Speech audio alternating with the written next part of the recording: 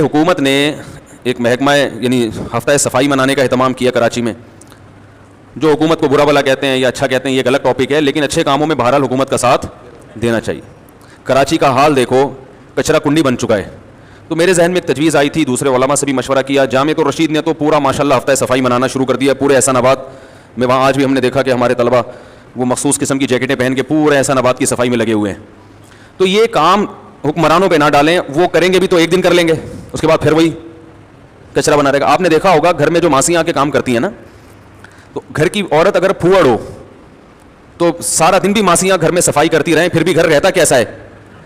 بولو نا, گندے کا گندا ہی رہتا ہے. اگر گھر کی عورت ہی پھوڑ ہے, اس میں صفائی کی سینس نہیں ہے, اگر شعور نہیں ہے, تو ماسیاں آ کے گھر کبھی بھی صاف نہیں کرتی. وہ چوریاں کر کے تو صاف کریں گی, کیونکہ ہوتا پتہ ہے کیا ہے, گھر میں جب ماسی آئی اس نے جھاڑو لگائی, برتن دھوئے, یہ سب سیٹ کر کے چلی گئی, تو پھوڑ عورت کیا کرے گی؟ اب جب بچے کھانا کھائیں گے تو پلیٹیں ویسے ہی چھوڑ دے گی کہ چلیے رات کو 2:45 بجے ان کو اٹھ کے ہم دھوئیں گے, اور رات تک اس میں کیڑے مکوڑے لال بیگ, کیونکہ وہ جانور تو رزق تلاش کرتا ہے. تو بہت ساری مخلوق کو اطلاع ہو جاتی ہے, کالز ہو جاتی ہیں, چیونٹیاں ایک دوسرے کو بلاتی ہیں, بھائی بہت مال پڑا ہوا ہے, چیونٹیاں بلوں سے نکل کے آ رہی ہیں, لال بیگ الگ آ رہے ہیں, چھپکلیاں الگ آ رہی ہیں.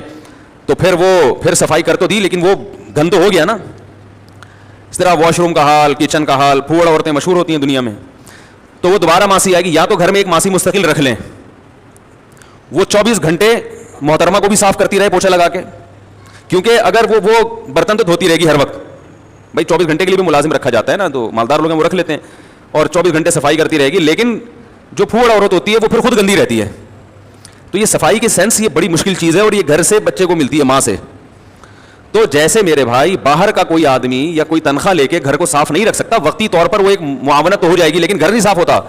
ایسے ہی جب تک کسی قوم میں خود صفائی کا شعور نہ ہو, اپنے گھر کو, اپنے گلی, اپنے محلے کو صاف رکھنے کا شعور نہیں ہے, تو باہر سے یا گورنمنٹ آ کے آپ کے گھر اور گلی محلے کو صاف نہیں رکھ سکتی. وہ ملازم ہوں گے, وہ بھنگی ہوں گے بیچارے, تنخواہیں لے کے کام کریں گے, اس کے بعد نکل جائیں گے, پھر لوگ اٹھا کے چھل کے پھینک رہے ہیں. دیکھا ہے نا, میں دیکھتا ہوں مجھے حیرانگی ہوتی ہے گھروں سے. میں گھروں کے نام بھی بتا سکتا ہوں کہاں کہاں سے ہو رہا ہے, لیکن غلط بات ہے کسی کے راز کو فاش کرنا. باقاعدہ بھرے ہوئے پیمپر کھڑکیوں سے فائرنگ ہوتی ہے ان کی. میں بتا سکتا ہوں, ثبوت بھی پیش کر سکتا ہوں کہ دیکھو فلاں گھر سے یہ پیمپر آیا ہے. پھوڑ عورتوں کا یہ کام ہوتا ہے, اوپر کی منزل میں بچے کا پیمپر چینج کیا, گلی میں دیکھا کوئی ہے تو نہیں, پھینکا اٹھا کے. تو ہم نے دیکھے کئی کھڑکیوں سے پیمپر آیا, شکر ہے بچ گئے. اور ماسیاں کیا کر رہی ہیں, ان کی حرکتیں بھی بتاؤں میں آپ کو.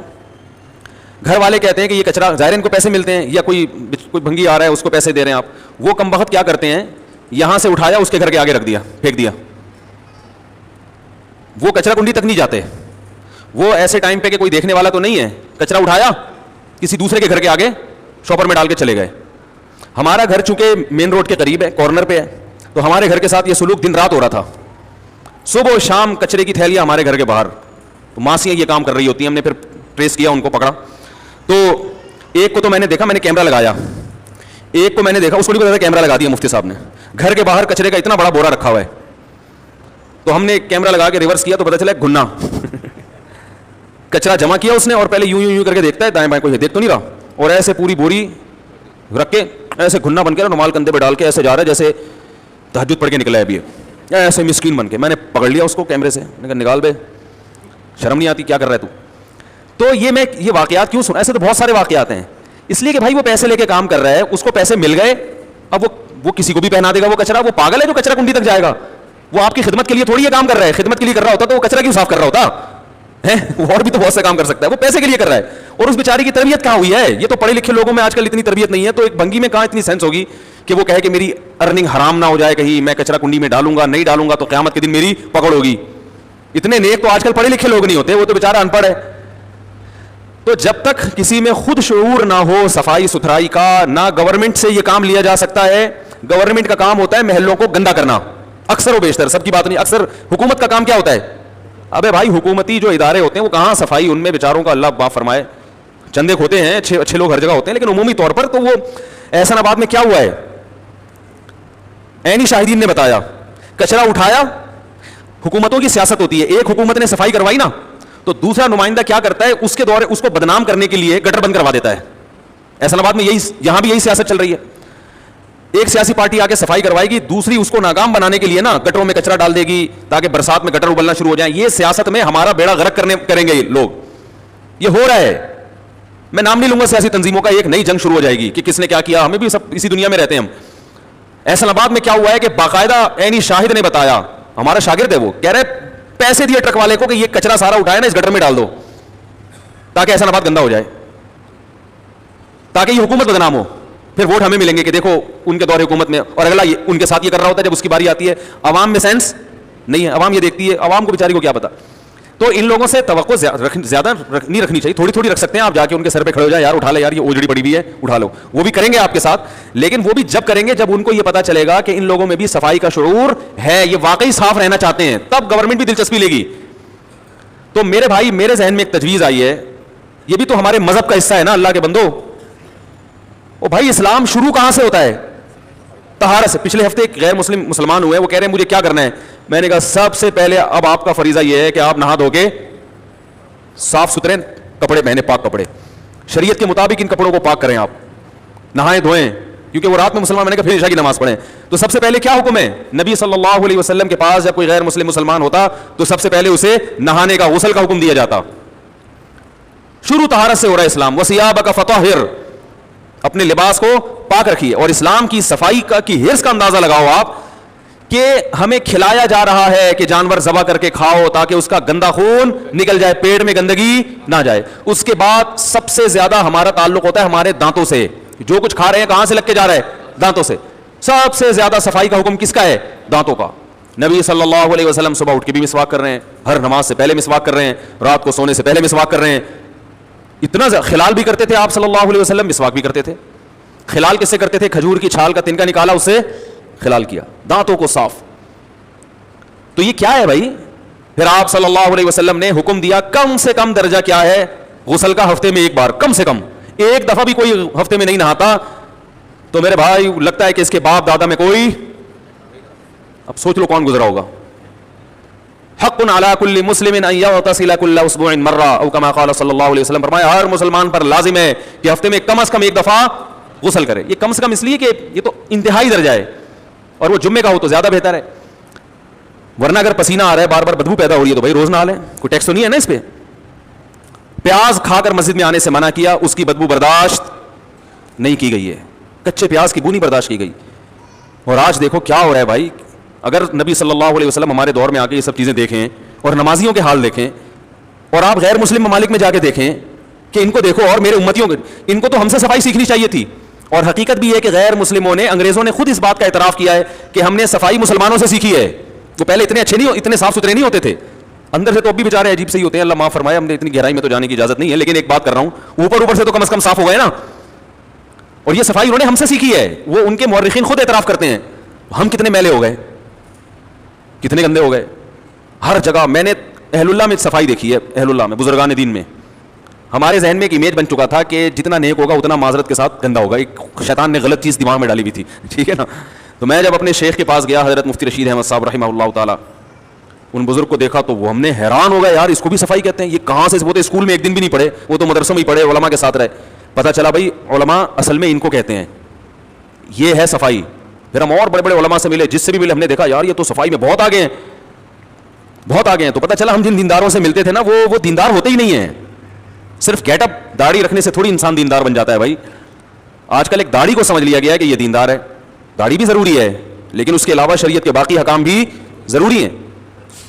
جیب کترے بھی بہت سے ایسے جو بغیر, جو داڑھی کے ساتھ جیب کاٹتے ہیں, تو وہ ہر چیز داڑھی پہ تھوڑی ڈال دینی چاہیے. تو ہم پھر علماء سے ملے. ہمارے استاد فرمایا کرتے تھے کہ لوگ ایک طرف یہ کہتے ہیں یہ مولوی لوگ اتنے صاف ستھرے ہوتے ہیں, لیکن پھر اپنے بچوں کو مولوی بنانے کے لیے تیار نہیں ہوتے. دیکھو جتنے مساجد کے ائمہ کرام آپ کو نظر آئیں گے نا, جو صحیح امام ہیں, اکثر صاف ستھرے رہتے ہیں 24 گھنٹے, اکثر. تو ہم نے اپنے شیخ کو دیکھا, اس قدر صفائی, اس قدر صفائی, اف. 2-3 بس مثالیں دے کے میں آگے چلتا ہوں. وہ اصل میں شریعت کو فالو کرتے تھے نا. ہمارے حضرت رحمہ اللہ تعالیٰ ایک دفعہ ہمیں اپنے گھر لے کر گئے, فرمایا میرے گھر کا یہ نظام ہے, سسٹم ہے کہ گھر کی چادر اتنے دنوں کے بعد دھل جاتی ہے. ہم نے کہا کیا میلی ہو جاتی ہے؟ کہا نہیں, ہمارے گھر کا اصول ہے کہ کپڑے میلے ہونے سے پہلے دھلتے ہیں, تکیوں کے غلاف میلے ہونے سے پہلے دھلتے ہیں, جو بیڈ کی چادر ہے میلی ہونے سے پہلے دھلتی ہے, جو جائے نماز ہے جس پہ حضرت نماز پڑھا کرتے تھے وہ میلی ہونے سے پہلے. اس لیے کہ اگر میلی ہو گئی تو میل تو دیکھ لیا نا, تو یہ صفائی تو نہ ہوئی. جب میل دیکھ لیا تو گند تو آ گیا نا گھر میں. اتنے ٹائم کے بعد دھلے گی کہ ابھی میلی ہونے کا یقین ہو جائے کہ میلی ہونے والی ہے, اس سے پہلے دھو دیا جائے اس کو. اتنا سکون ملتا تھا ان کے گھر جا کر. تو خیر بات لمبی ہو رہی ہے, سمیٹتا ہوں اس کو. تو میرے بھائی نبی صلی اللہ علیہ وسلم نے دانتوں کی صفائی ہر ہفتے کم از کم ایک دفعہ غسل کا حکم دیا, اور اس میں آپ صلی اللہ علیہ وسلم نے حکم دیا غسل براجم. جو اعضاء زمین پہ لگتے ہیں نا وہ زیادہ میلے ہو جاتے ہیں, جیسے یہ گھٹنوں کا ہے, ان کو براجم کہا جاتا ہے, ان کو الگ سے دھونے کا حکم دیا. ان پہ میل کچیل جمع ہوتا ہے, اس کا الگ سے آپ صلی اللہ علیہ وسلم نے صفائی کا حکم دیا. بیری کے پتوں سے نہانے کا حکم دیا, اس لیے کہ اس زمانے میں ایسے کیمیکل نہیں تھے, تو بیری کے پتے کیا کرتے ہیں, وہ میل کو صاف کر دیتے ہیں. سادہ پانی نہیں, فرمایا بیری کے پتوں سے. صفائی کا اندازہ لگاؤ کہ مردے کو بھی غسل دے کے دفن کرنے کا حکم ہے, اس کو بھی میلا کچیلا نہیں بھیجو, حالانکہ وہ تو ابھی قبر میں جا کے بیچارے نے سڑ جانا ہے, لیکن حکم دیا جا رہا ہے بھائی یہ بھی تمہاری نگاہوں کے سامنے ہے, تو یہ بھی میلا کچیلا دنیا سے نہیں جائے گا. مردہ نہیں میلا کچیلا جائے گا, تو زندے کو تو اور زیادہ حکم ہے. لیکن محلے میں مشہور ہے میلا آ رہا ہے, لوگ کہتے ہو دیکھو میلا آ رہا ہے. ٹھیک ہے, وہ ایک آدمی کی اپنی بیوی سے پھڈا ہو رہا تھا. پرانے لطیفے ہم نے سنے ہیں بچپن کے, وہ یاد رہ جاتے ہیں. بیوی سے پھڈا ہو رہے ہیں. اکثر عورتیں اپنے بیٹوں کی سائڈ لیتی ہیں نا, باپ اکثر بیٹوں کے خلاف بول رہا ہوتا ہے کہ یہ کم وقت بدنام کر رہا ہے, اور ماں میرا لال میرا. تو وہ کہہ رہی ہے کہ میرا لال اتنا سندر, وہ کہہ رہا ہے یہ سندر ہے, سندر صاف ستھرے کو کہتے ہیں نا خوبصورت, کہہ رہا ہے یہ سندر ہے, کم وقت اتنا میلا ہے کہ جس صابن سے نہاتا ہے نا اس صابن کو پھر سرف سے دھونا پڑتا ہے. کہہ رہے ہیں جب یہ نہاتا ہے, ایک دن اوپر نہا رہا تھا تو نیچے جو کرایہ دار ہے نا وہ کہہ رہی تھی بہن کیا صحن دھو رہی ہو, اتنا کیچڑ نکل رہا تھا. تو ایسے میلے بھی الحمدللہ دنیا میں ہے کہ جب وہ نہاتے ہیں تو صابن کو کس سے دھونا پڑتا ہے. دانتوں کی صفائی کا بہت اہتمام کرنا چاہیے. سب سے پہلے انسان کی جو پرسنالٹی ہے نا, وہ کس سے, جب بھی کوئی آپ سے بات کرتا ہے آپ کے سامنے آتا ہے تو سب سے پہلے اس کا چہرہ آپ کے سامنے آتا ہے, اور چہرے میں جب وہ کلام کرتا ہے تو سب سے پہلے اس کے ہونٹ تو سب کے صاف رہتے ہیں, سب سے پہلے کیا دیکھے جاتے ہیں, بولو بھائی دانت. سے گندے دانت, اللہ معاف فرمائے, پتہ نہیں کیا کیچڑ لگا ہوا ہے, کیا کر رہا ہے بھائی, تو کھاتا کیسے ہے اس میں, کھاتا کیسے, اوپر سے چمکا ہوا ہوگا, شادی میں جا رہا ہوگا پرفیوم لگا کے, دانت گندے ہوں گے, سڑے ہوئے ہوں گے. تو اسلام میں حکم ہے کہ جتنا اندر کا وہ کیا کہتے ہیں انٹیریئر نا, جتنا انٹیریئر ہے اتنا صاف ہونا چاہیے. ہماری صفائی باہر سے شروع ہو رہی ہے, یہ شو والی صفائی ہے. اسلام کہہ رہا ہے سب سے پہلے پیٹ کو صاف رکھو, گند نہ ڈالو پیٹ میں, کتے بلی نہیں کھاؤ, حرام نہ کھاؤ. پھر اس کے بعد کیا ہے دانت, کیونکہ یہ بھی ایک قسم کچھ اندر میں بھی شمار ہوتا ہے, یہ باہر میں بھی. دانت کو صاف رکھو. اس کے بعد ناک کو, دن میں 15 دفعہ حکم ہے ناک کو صاف کرنے کا. اندر ناک کا جو اندر کا ایریا ہے, حالانکہ وہ نظر نہیں آتا. پتہ یہ چلا کہ اسلام میں صفائی شو مارنے کے لیے نہیں ہے. اگر شو مارنے کے لیے ہوتی تو باہر کی صفائی کا زیادہ حکم ہوتا, اندر کی صفائی کا بولا نا یار کم ہوگا. بغلوں کے بال صاف کرنا, زیر ناک بال, یہ سب کیوں ہے, صفائی کے لیے, کیونکہ اس میں پسینہ جم جاتا ہے, وہ صاف نہیں ہوتا. آپ جتنا مرضی شیمپو سے نہا رہے ہیں, ڈیٹول سے صاف کر لیں, تیزاب سے بغلوں کو صاف کر لیں, جب اس میں بال ہوں گے تو فوراً پسینہ دوبارہ فوراً پسینہ پیدا ہو جائے گا. تو اس کے صفائی کا حکم ہے. تو پھر اس کے بعد ہے باڈی کو صاف رکھنا, پھر اس کے بعد کپڑوں کی صفائی, پھر گھر کی, پھر گھر کے باہر کی. ہمارے ہاں سب سے زیادہ گھر کے باہر کی ہو رہی ہے, تاکہ وہ دیکھنے میں اچھا, اندر جاؤ تو پتہ چلتا ہے ان کے گھر میں کیا ہے. پھر گھر اگر اندر سے صاف ہوگا تو بندہ خود صاف نہیں ہوگا. بندہ خود اگر اوپر سے صاف ہے تو باڈی صاف نہیں ہوگی, کپڑے بڑے چمکے چمکے پرفیوم والے پہنے ہوئے ہوں گے. اور اگر میرے بھائی باڈی صاف ہے تو دانت صاف, کیونکہ اور اندر جتنا اندر گھسو گے نا آپ کو اتنا ہی معذرت کے ساتھ بھنگی پنا نظر آئے گا. پھر دانتوں کے بعد اگر دیکھو گے کھا کیا رہا ہے, سبحان اللہ, تو وہ اور حرام کھا رہا ہوگا, ناجائز کھا رہا ہوگا, مردار کھا رہا ہوگا. جو بالکل غیر مسلم ہوتے ہیں وہ تو یہاں تک پہنچ جاتے ہیں. تو صفائی کا بڑا اہتمام ہے اسلام میں, شریعت میں, اس کا بہت خیال کرنا چاہیے. تو میں ایک ترکیب بیان کر رہا تھا میرے بھائی, جب تک خود سے صفائی کا اہتمام نہیں کریں گے ہمارا ملک بھی صاف نہیں ہو سکتا, ہمارا شہر بھی صاف نہیں ہو سکتا, ہمارے گلی محلے بھی صاف نہیں ہو سکتے. ہے کہ بھائی کچھ لوگ مل کے, نوجوان لوگ فی سبیل اللہ ایک کمیٹی بنا لیں, ٹھیک ہے نا, ہر محلے میں چند نوجوان کہ بھائی ہم نے اس محلے کو کیا کرنا ہے, صاف رکھنا, تھوڑی نظر رکھنی ہے. ویسے ہی ٹھیک گلی محلے میں گٹر کے ڈھکنوں پہ بیٹھے ہوئے تو ہوتے ہی ہیں, باہر بیٹھے ہوں گپے شپے لگا رہے ہیں, تو یار نظر رکھنی ہے. کوئی بھی کچرا پھینکے گا تو اس کو وارننگ دی جائے گی کہ آپ نے یہاں نہیں پھینکنا بلکہ یہاں پھینکنا ہے, اور کوئی دوسری پھینکنے کی جگہ بھی بتائیں ان کو, کیونکہ بعض دفعہ کہیں پھینکنے کی جگہ ہی نہیں ہوتی. پھر آدمی کہتا ہے کہ آپ میں تمہارے سر پہ رکھوں یا اپنے سر پہ رکھوں, کہاں لے کے جاؤں اس کو. کوئی جگہ بتائی جائے, نہیں ہے تو بنوائی جائے, حکومت سے کہا جائے, میونسپل کمیٹی والوں سے جا کے کہا جائے کہ یار کوئی جگہ بتاؤ کہاں کچرا پھینکیں, کچرا تو ہوگا, پھینکنا تو ہے نا. تو ایسی کوئی جگہ متعین کر کے لوگوں میں تھوڑی سی ترغیب دی جائے. جو ادھر ادھر پھینک رہا ہے کچروں کے ڈبوں کا انتظام کیا جائے. گورنمنٹ اگر فنڈ نہیں دیتی بھائی خود چندہ کر کے کر لو, گھر گھر جاؤ چندہ کرو, بھائی ہم ڈبے خرید رہے ہیں, ڈسٹ بن خرید رہے ہیں لگانے کے لیے, اور اس چندے کی پہلے سے رسید ہو, ورنہ اسی کو لوگ کمانے کا ذریعہ بنا لیں گے. بتا دوں میں, چور ہمارے ملک میں ہول سیل کے حساب سے ہیں. وہ کہے گا میں چندے کے لیے ڈبوں کے لیے چندہ لے رہا ہوں, اور گھروں سے پیسے لے لے گا, آدھوں میں ڈبے, آدھوں کے ڈسٹ بن خریدے گا, آدھے اس کی जेब में ठीक है ना. तो चंदे का जहां भी सिस्टम आएगा ना वो फिर उसका पूरा कोई सेटअप होना चाहिए, वरना इसके बगैर चंदा बंदा ना करें. तो चंदा करके कुछ लोग नहीं देंगे पैसे, उनको थोड़ी सी सलाह बातें सुना दें, शर्म करो, डूब मरो, बस इससे ज़्यादा कुछ ना करें. जो दे रहे हैं उनको सवाब बता दें कि भाई जो भी सफाई होगी सवाब आपके लिए भी होगा इंशाल्लाह क़यामत के दिन. आप भी सफाई का जरिया बन रहे हैं, डस्टबिन ला के फिक्स कर दिया, हर आदमी अपने इलाके में करें, नहीं तो कम से कम अपनी गली में तो कर लें. ठीक है ना. फिर भाई ये जो अब देखो होता क्या है, ये जो भंगी आते हैं हर घर के बाहर डस्टबिन रखा हुआ होता है. सुबह सुबह बिल्लियों की ईद हुई होती है, पूरे महल्ले की बिल्लियां मैंने देखा है, आधी बाहर आधी अंदर, वो तलाश कर रही होती हैं और फिर वो कलाबाजियां खा के बसा औकात गिरती हैं, कचरा नीचे गिरता है. तो ये मजेदार तरीका नहीं है, वो फिर गंद फैलता है उससे. उसका तरीका ये है कि भाई वो एक बड़ा सा एक बाल्टी हो या इस टाइप की कोई बड़ी डस्टबिन हो, सबसे कहा जाए भाई इसमें डालो सब लाके. आपने डस्टबिन इसमें फारिग किया और डस्टबिन खाली करके बोलने में कोई पाबंदी है? तो जो भी बेचारा भंगी है या जो भी आएगा वो इससे उठाएगा, हर घर से वो कचरा नहीं उठाएगा. और इसमें मासियां जो इधर से उठा के उसके घर के आगे फेंक देती हैं, ये इससे भी बचत हो जाएगी इंशाल्लाह. तो ये बहुत बड़ी इबादत होगी. और खास तौर पर अभी कुर्बानी के दिन आ रहे हैं. कुर्बानी में आपको पता है जो आलाइशों और जो गंदगी का एक तूफान होता है, जिसका दिल चाहता है जिसके यहाँ जाके उजड़ी फेंक देता है, छीछड़े उसके यहाँ उठा के फेंक दिए और कुछ छीछड़े उसकी दुकान पे चिपके हुए हैं, ऐसे ही होता है ना. लोग क्या कर रहे होते हैं, एक कसाई लोग छीछड़ा रह गया था, अभी किसी के यहाँ ज़बा करके आ रहे हैं, देखा वो छीछड़ा कहीं तो चिपका दिया उसकी दुकान पे. चलो यार इससे जान छुड़ाओ, हमारी भला सही है. पूरे मुल्क में एक गंदगी. ये तो अल्लाह का बड़ा फजल है कि हमें इजाज़त है, मुल्क में कानून नहीं है ऐसा कि स्लाउटर हाउस में ज़बा करो, वरना बकरीद का तो सारा मज़ा ही ख़राब हो जाता. सऊदी अरब में बकरीद का मज़ा नहीं है, दुबई में नहीं है, इसलिए कि जानवर लाने का, घर में गली महल्ले में टहलाने का ही तो मज़ा है बकरीद में. स्लाउटर हाउस में करेंगे वो शायर इस्लाम का इजहार थोड़ी होगा. तो सऊदीया में क्यों पाबंदी कहते हैं गंदगी होती है? तो भाई गंदगी को ख़त्म करने की कोशिश करो. तो हमें इजाज़त है, हम गली महल्ले में जानवर लेके घूमते हैं, ज़बा भी करते हैं अपने घरों के सामने, बच्चे भी देखते हैं, एक सेलिब्रेट करते हैं, एक मज़ा आता है. तो अब अगर हम गंदगी इसी तरह फेंकना शुरू करेंगे तो दुनिया को बातों का मौका मिलेगा. देखो मुसलमानों की बकरीद पूरे मुल्क को क्या कर देती है, गंदा कर देती है. तो अपनी जिम्मेदारी पर तमाम महलों में नौजवान लोग 5-10 लड़के भी मिलके एक छोटी सी कमेटी तश्कील दें और पहले से एक ऐलान करें. मसाजिद के इमाम को भी बता दिया जाए कि भाई वो ईद के दिन ऐलान कर दें कि तमाम हजरात जानवर की आलाइशें फला जगह पे डालें, उसके अलावा कहीं और डालने की इजाजत नहीं. और जो कहीं और डाले तो उसे एक दफा थोड़ा सा मलामत करें कि यार तुम्हें शर्म नहीं आती, तुम क्या कर रहे हो, ये यहां फेंकने की चीज है.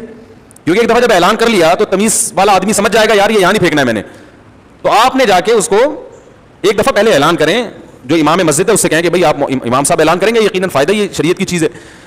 तो फिर तमाम महल्ले वालों ने क्या करें कि भाई ये जगह है जहां पर ओझड़ियां फेंकी जाएंगी, और म्यूनिसिपल कमेटी वालों से जाके बताएं कि आपने यहां से सब यहीं से उठाना है. वो गली गली जाके नहीं उठाते, हर एक के घर के बाहर जाके एक पाया वहां से उठाया, सीरी वहां पड़ी हुई है वो उठाई, फिर एक ओझड़ी वहां, वैसा नहीं करते और कर भी नहीं सकते.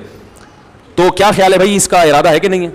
तो हमारे महल्ले में भी कुछ लोग तैयार हो जाएं इसके लिए कि हम भी इंशाल्लाह ये करेंगे कि भाई कुर्बानी की आलाइशें के लिए कोई मखसूस जगह. मेरा इरादा था ये जो ग्राउंड है यहाँ पर, लेकिन कुछ लोगों को इस पर एतराज़ होगा, तो उस्मान भाई इस पर मशवरा कर लेते हैं, हम अपने इलाके के लिए कौन सा ग्राउंड लोगों को बताएं कि वहाँ. और आपको बताऊं कि अगर गवर्नमेंट चाहे ना तो बहुत कुछ कर सकती है. हमारे पास जो वसाइल और ज़राए हैं ना, अगर हम उसको सही इस्तेमाल कर लें तो हम इतनी तरक्की करें जिसकी इंतहा नहीं. 2 चीज़ें आपको हल्की फुल्की सी बताता हूँ. ये जो वजू का पानी गिरता है, कितना पानी इस्तेमाल होता है ना वजू में, बोलो ना भाई. पूरे मुल्क में 5 टाइम नमाजों में जो नमाजी वजू करते हैं, फिर रमजान में और खास जुम्मे के दिन, इतना पानी इस्तेमाल हो रहा है, ये सारा पानी गिर के समंदर में जाया.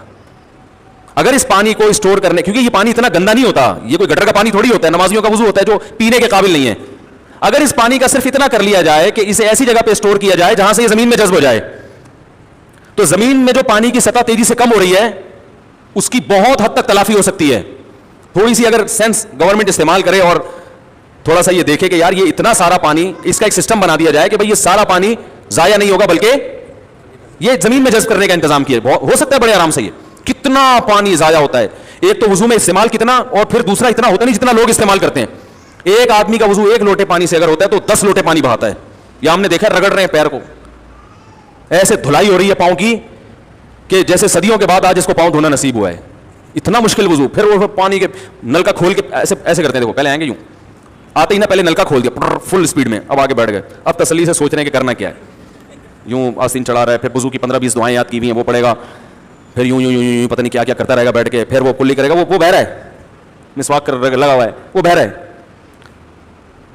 फिर वो हाथ धोने के अजीब अजीब स्टाइल हैं, मसा के अजीब अजीब टेक्निकल तरीके निकाले हुए हैं, यूं यूं करेगा फिर यूं करके ना पानी बह रहा है, वो उसकी उंगलियां नहीं मिल रही यूं करके उससे अबे भाई यूं मसा करो, खत्म हुई बात. तो इतना पानी जाया होता है, इतना पानी. भाई सीवरेज गटर लाइनों को अलग कर दिया जाए, इन लाइनों को अलग कर दिया जाए. کتنا پانی زمین میں جب پانی جاتا ہے تو بہترین فلٹر ہے زمین, مٹی سے بہتر کوئی فلٹر ہے ہی نہیں, وہ دوبارہ میٹھا پانی بن کے نکلے گا.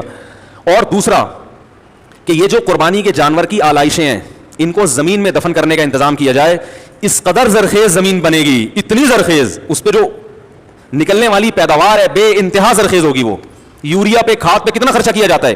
ایک دفعہ ایک تجویز تھی, کئی سال پہلے میں نے اخبار میں پڑھی, انہوں نے, ملک میں اچھے مخلص لوگ ہوتے ہیں تو انہوں نے بڑی اچھی تجویز دی تھی کہ جتنی اوجڑیاں ہیں نا, حکومت پہلے سے اس کا انتظام کرے کہ جو بڑے بڑے کھیت ہیں جہاں پر جو پیداوار کا ہے ان میں پہلے سے کھدائی کا انتظام ہو. زمین, اب دیکھو کراچی سے حیدرآباد جاتے ہیں, زمین خالی زمین پڑی ہوئی ہے, اتنی بڑی زمین. یہاں آپ نے کیا کیا بھائی, چھوٹے چھوٹے کھڈے کھود دیے کہ یہ اوجڑیاں ان کھڈوں میں لا کے پھینکی جائیں گی اور وہ مٹی رکھ دیں. پتہ نہیں کتنے سالوں تک اس میں, کچھ وقت کے بعد وہ کھاد بن جائے گی اور بہترین زمین زرخیز ہو جائے گی. لیکن ظاہر ہے کوئی مینجمنٹ نہیں ہے, بس وہ اوجڑیاں اٹھا کے وہ کتے کھینچ رہا ہے وہاں سے, ایک بلی, دونوں میں پھڈا ہو رہا ہے کتے اور بلی میں. کوئی غریب لوگ اٹھا کے ریڈی پہ لگ کے لے کے جا رہے ہیں, اور کچھ خراب اوجڑیاں پھر وہ پورے سال تک کے بنا کے پبلک کو کوئلے میں جلنے کے بعد تو پتہ نہیں چلتا کہ یہ کتے کی بچی ہوئی ہے یا چوہے نے چھوڑی تھی کھا کے. بھائی یہ جو اوجڑیاں بک رہی ہیں نا, اوجڑیوں میں پتہ نہیں کیا کیا ڈال کے بیچ رہے ہوتے ہیں. میں نہیں کہہ رہا کوئی غلط کر رہے ہیں, صحیح ہوں گے, لیکن کوئی بھروسہ تھوڑی ہے. پکنے کے بعد کیا پتہ چلتا ہے بھائی کتے کی, پھر معذرت کے ساتھ یہ بلی کی بچی, پکنے کے بعد پتہ چلتا ہے, تو کچھ پتہ نہیں, وہ پبلک کھا رہی ہے دبا کے. تو یہ دو کام ہو سکتے ہیں, لیکن اب یہ تو گورنمنٹ کرے گی, اتنے بڑے پروجیکٹ تو ہم لوگ نہیں چلا سکتے نا. تو اگر کوئی ایسا پروجیکٹ چلا سکتا ہے تو وہ قوم پر بڑا احسان ہوگا اس کا. بھائی کوئی بڑا آدمی جس کو اللہ نے بڑے وسائل دیے ہوں وہ ایسا پروجیکٹ اپنے خرچے پہ چلا سکتا ہے تو یہ قوم کی بہت بڑی خدمت ہوگی. اس کے لیے چندہ بھی کر سکتا ہے. جو سارے کام اپنے پیسوں سے نہیں ہوتے, آپ رسید بنائیں, ٹرسٹ بنائیں, اور ٹرسٹ میں صرف غریبوں کو کھانا کھلانا ہی رہ گیا ہے آج کل. اور بہت سے ٹرسٹ تو غریبوں کو اپاہج بنا رہے ہیں. پہلے وہ تھوڑی بہت محنت کر لیا کرتے تھے کہ چلو روٹی تو ملے گی, اب وہ فری پھوکڑ میں بیٹھ کے بکرے کھا رہے ہیں, صدقے کے بکرے. تو یہ کام بھی کرو, یہ بھی انسانیت کی خدمت ہے یار, اپنے خرچے پہ کر لو جس کو اللہ نے وسائل دیے ہیں. تو یہ بہت سارے کام ہو سکتے ہیں ہمارے معاشرے میں جس کی طرف ہمیں توجہ کی بہت شدید ضرورت ہے. اللہ تعالیٰ عمل کی توفیق عطا فرمائے. اب ہم اپنے بیان کی طرف چلتے ہیں. سورہ ملک کی آیات میں سوچ رہا ہوں ختم کر دوں, بہت ہو گیا.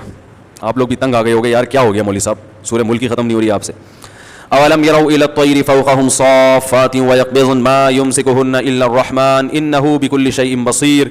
فرمایا رحمان کے علاوہ ان پرندوں کو کوئی نہیں جو آسمان میں تھامے ہوئے. میں نے پرندوں میں اور ہوائی جہاز میں فرق بیان کیا تھا, بہت سارے فرق اور بھی ہے لیکن آگے چلتے ہیں. ان فرق سے یہ پتہ چلتا ہے کہ ہوائی جہاز سے کروڑہ گنا زیادہ پیچیدہ نظام پرندوں کا ہے. ہوائی جہاز تو خود سے نہیں بنا, ترقی کرتے کرتے خود سے وجود میں آ گیا. تو یہ پرندے میرے بھائی کیسے خود سے وجود میں آ سکتے ہیں؟ وہ رحمان ہے جس نے ان کو بنایا اور وہی ہے جو فضاؤں میں ان کو تھامتا ہے.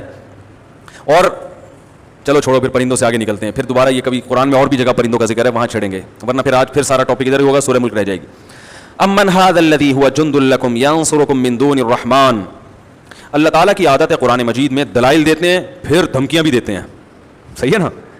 دھمکیاں کیوں دیتے ہیں؟ یہ بتانے کے لیے کہ آپشنل نہیں ہے. یہ ہم نے جب اپنے وجود کی, اپنی طاقت اور قدرت کی دلیل دی تو اب یہ تمہیں اختیار نہیں ہے کہ تم اس پہ سوچ کے اللہ پہ ایمان لے آؤ اور انسان کے بچے بن کے زندگی گزارو, یا تمہیں ٹائم نہیں ملا تو چلو کل سوچیں گے, پرسوں سوچیں گے, اور بغیر سوچے دنیا سے چلے گئے. نا نا نا نا نا, اللہ فرماتے ہیں تمہیں اس پہ غور کر کے ایمان لانا ہے. کیوں؟ اس لیے کہ اللہ تعالیٰ نے سزا بھی رکھی ہے. امن ھذا الذی ھو جند لکم, اللہ فرماتے ہیں شرافت سے ایمان لے آؤ اور اعمال اختیار کر لو, ورنہ بتاؤ اگر اللہ تعالیٰ تمہیں عذاب دینا چاہے تو کوئی ایسا لشکر ہے جو تمہیں اللہ کے عذاب سے بچا لے؟ جب کوئی نہیں ہے تو تمہیں اس ذات سے ڈرنا چاہیے. امن ھذا الذی یرزقکم ان امسک رزقا, بتاؤ اگر اللہ رزق روک لے تو کوئی ہے جو تمہیں رزق دے دے؟ یہ جو دنیا کے ماہرین معیشت بیٹھے ہیں رزق تقسیم کر رہے ہیں, جی اتنی کیلکولیشن, اس سال اتنا بجٹ, یہ سب ماہرین معیشت ہوتے ہیں نا, یہ ان کے بجٹ کی کیلکولیشن اس وقت تک چلتی رہے گی جب تک اللہ آسمان سے بارشیں برساتا رہے. جس دن اللہ نے بارش روک لی تو یہ صرف کیلکولیٹر رہ جائیں گے. کیا خیال ہے؟ خالی پیلی کے, کچھ بھی نہیں ہوگا, کچھ بھی نہیں ہوگا. تو اللہ فرماتے ہیں امن ھذا الذی یرزقکم من امسک رزقا. بھلا کون ہے جن ماہرین پر تم اتنا اعتماد کرتے ہو نا, حکومت سے بھی ڈرتے ہیں, ماہرین معیشت بھی بتاتے ہیں یہ معیشت کو کنٹرول کرنے یہ فارمولا, اور بھائی سب سے پہلا فارمولا ہے اللہ کو راضی رکھو. رزق کس کے کنٹرول میں ہے؟ اللہ کے. آپ کہہ سکتے ہیں نافرمانوں کو تو بہت رزق ملتا ہے. اللہ نے یہ نہیں کہا کہ میں رزق روک لوں گا, میں نہیں دوں گا. اللہ نے کہا روک سکتا ہوں میں. کنٹرول کس کا ہے؟ میرا ہے. نہیں روکتا اس لیے نہیں روکتا کہ اس نے سزا کا دن کون سا رکھا ہے؟ آخرت کا. لیکن عقل مند آدمی کے لیے اتنا کافی ہے کہ کنٹرول کس کے ہاتھ میں ہے؟ اللہ کے ہاتھ. اور وہ کلی طور پر رزق نہیں روکتا لیکن جزوی طور پہ روک لیتا ہے. جزوی طور پر, کلی اس لیے نہیں کہ سارے انسانوں کو ہلاک کرنا, یہ اس کی حکمت نہیں ہے, اس کے لیے ایک دن رکھا ہے اس نے. جزوی طور پر رزق روکا جاتا ہے. کس طرح سے؟ فرد واحد سے روک لیا جاتا ہے. آپ نے دیکھا ہوگا سارے اسباب رزق کے موجود ہیں, پھر بھی جاب لیس ہو گیا, روڑے ناپتا پھر رہا ہے. کروڑ پتی آدمی تھا, وہ ہے نا, تو شاہوں کو گدا کر دے, اشارہ تیرا کافی ہے. بڑے بڑے بادشاہ زیرو پہ آگے کھڑے ہو جاتے ہیں. سب قذافی کے ساتھ دیکھو کیا ہوا. دنیا کا عیاش آدمی, کروڑ پتی آدمی, پیسہ, حکومت, دولت, اپنی عوام نے پکڑ کے مارا ہے اس کو. اس کا جو بیٹا ہے نا شہزادہ, اس کے بارے میں ایک پوری رپورٹ شائع ہوئی تھی, یوٹیوب پہ موجود ہے, آپ دیکھ سکتے ہیں. کیا عیاشی کی زندگی اس کی گزری, دولت, ثروت, دنیا کی ہر چیز, لیکن جو اس کا آخری وقت گزرا ایسی کوٹری میں کہ کھانے کو روٹی پہنچانے والا کوئی نہیں تھا اس کے پاس. یہ اللہ کی عادت ہے, چھینتے ہیں تو چھین لیتے ہیں, اور یہ غیر مسلموں کے ساتھ بھی ہوتا ہے, ہر ایک کے ساتھ. جب چھینتا ہے اللہ تعالیٰ, چھیننے پہ آ جائے تو چھین لیتا ہے. تو اور بعض دفعہ اللہ رزق ایسے چھینتے ہیں کہ سب کچھ ہوتے ہوئے بھی انسان کو یہ محسوس ہوتا ہے کہ میرے پاس کچھ بھی نہیں ہے. دیکھو ہمارے نبی صلی اللہ علیہ وسلم کے پاس کچھ بھی نہیں تھا دنیاوی لحاظ سے, مگر آپ سمجھتے تھے اللہ نے ساری دنیا کی دولت سمیٹ کے مجھے دے دی. کبھی نبی نے اپنے لیے زکات مانگی کسی سے؟ کبھی ایسا ہوا کہ بھائی میں غریب ہوں؟ بلکہ فرمایا کہ اپنی آل اولاد پہ زکات کو حرام کر دیا اپنے اوپر. زکات ہم سید پہ زکات نہیں لگتی, سید کو زکات بولو بھائی نہیں دے سکتے, اپنے لیے ناجائز کر دیا. اور اس میں بھی یہ حکمت ہے, ایک حکمت تو یہ کہ آپ نے اس کو اپنی خاندان کے لیے آر سمجھا, اور ایک بڑی حکمت یہ ہے کہ آپ نے زکات کی اتنی ترغیب دی ہے کہ اگر آپ اپنے لیے حلال کر دیتے تو غیر مسلم یہ اعتراض کر سکتا تھا کہ اصل میں اپنے آپ کو غربت سے بچانا مقصد تھا. تو آپ نے اپنی آل اولاد, اپنے رشتہ داروں پر قیامت تک کے لیے زکات کو حرام کر دیا کہ میری اولاد میں غریب بھی ہوگا زکات نہیں لے گا. یہ بھی ایک حکمت ہے کہ تاکہ غیر مسلم یہ نہ کہے کہ یہ اپنے لیے ہے. بھائی یہ کوئی امام صاحب چندہ مانگ رہے ہو, ہاں بھائی دیکھو غریبوں کے فضائل بیان کر رہے ہوں, خود بھی غریب ہوں, بھائی غریبوں کا خیال کیا کرو, خاص طور پہ وہ دیندار ہو تو, خاص طور پہ داڑھی پکڑی ہو تو بہت خیال کیا کرو. تو اب اس کی نیت اپنے لیے نہیں بھی ہوگی تو وہم تو آئے گا نا, یار لگتا ہے کہ آج کل ان کے حالات صحیح نہیں چل رہے. تو اصل میں تو یہ چاہ رہے ہیں کہ خود دے دو, لیکن اب بولتے ہوئے شرم آ رہی ہے تو غریبوں کو آگے کر کے چندہ گیری ہو رہی ہے. چندہ گیری میری اپنی لغت ہے, گیری کا مطلب کچھ زیادہ آگے, لبرل گیری کا مطلب بہت زیادہ, فنٹر گیری ہوتے ہیں, تو فنٹر ہوتا ہے ایک فنٹر گیری ہے. تو کچھ لغتیں ہم نے بھی خود بھی بنائی ہوئی ہیں, ڈیزائن کی ہیں, اور کراچی میں لغت بنتی ہے. کراچی کی یہ خاصیت ہے کہ یہاں اردو بنتی ہے باقاعدہ. کراچی والے اپنے حساب سے نئے نئے اردو کے الفاظ مارکیٹ میں لاتے ہیں, پھر وہ پورے ملک میں کیا ہوتے ہیں, ایکسپورٹ ہوتے ہیں, وہ جاتے ہیں پھر پوری دنیا میں جاتے ہیں. پتلی گلی, فنٹر گیری, اور بہت سارے الفاظ ہیں. ماموں سنا یہ زیادہ کوئی کر رہا ہے, ماموں ماموں نہیں بن بھائی بولتے ہیں نا, ارے تو ماموں. اور بھی ہے یہ, اب یہ اس کا ڈکشنری میں نہیں ملے گا آپ کو. ماموں کا مطلب امی کا بھائی. اب میں اپنے چھوٹے بچے کو ماموں بولتا ہوں, وہ نا ایسے گنڈا بن کے آئے گا اور ایسی باتیں کرے گا, وہ بھائی تو میرا ماموں نہیں ہے. تو یہ الفاظ ہیں جو کراچی میں بنتے ہیں. اور عجیب بات آپ کو بتاؤں, اردو خالص اور خاندانی صرف کراچی کی رہ گئی ہے, انڈیا سے بھی ختم ہو رہی ہے. انڈین کی اردو اچھی ہے, وہ مزہ نہیں رہا جو پہلے ہوا کرتا تھا, کیونکہ اس میں ہندی کی آمیزش اتنی ہو رہی ہے کہ ان کا لب و لہجہ آہستہ آہستہ چینج ہو رہا ہے.